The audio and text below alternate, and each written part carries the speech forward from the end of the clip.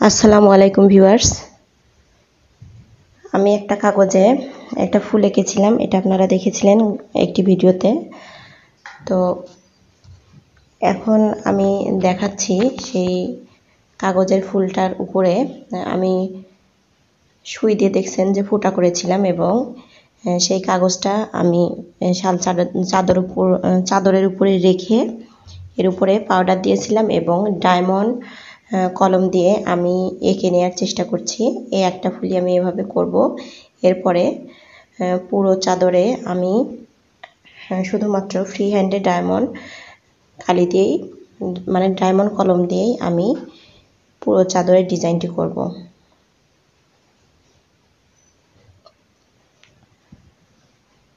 এখানে যেহেতু আমি পাউডার ব্যবহার করেছি, এর জন্য পাউডারটা ছড়ে যাচ্ছে, আর এর জন্য আমি আর পরবর্তীতে পাউডার ব্যবহার করিনি, শুধুমাত্র ফ্রি হ্যান্ডে ডায়মন্ড কলম দিয়ে এঁকে নিয়েছি। এখানে আপনারা ডিজাইনটা বুঝতে পারছেন কিনা জানি না, তবে ডিজাইনটা কিন্তু অনেক সুন্দর ফুটে উঠেছে, ডিজাইনটা হয়েছে।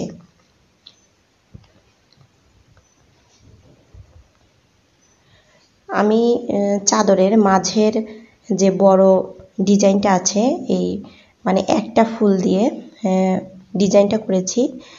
মোট 7টি ফুল, আমি 7টা না, 7টা ফুল আমি এখানে ব্যবহার করেছি।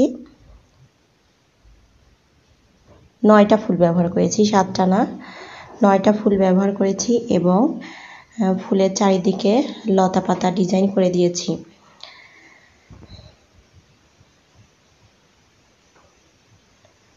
আমি অবশ্যই আপনাদেরকে সেলাইয়ের ভিডিওটিও দেখাবো, আর যখন চাদরটি একেবারে কমপ্লিট হয়ে যাবে তখন আবার একটা ছোট্ট করে ভিডিও দিয়ে আপনাদেরকে চাদরটা দেখিয়ে দিব।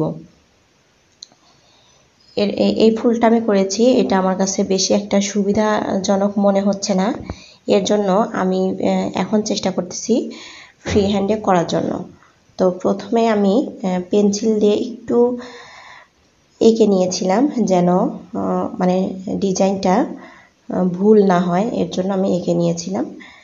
তারপরে আমি জাস্ট আবার এটার উপরে ডায়মন্ড কলম দিয়ে করছি।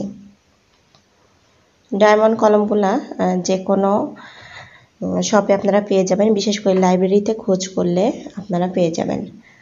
আর এই ডিজাইনটা করতে অনেকটা সময় লেগেছে। এখানে শুধুমাত্র ফুলগুলা দিয়ে আমার ভালো লাগছিল না, এর জন্য আমি ফুলের সাথে পাতাও দিয়েছি। তো ডাল এবং লতা পাতা দিয়েছি, যার জন্য চাদরের মাঝের ডিজাইনটা অনেক বেশি গর্জিয়াস লাগবে। আপনাদেরকে বলেছিলাম আমি একটা এক্সক্লুসিভ চাদর করব।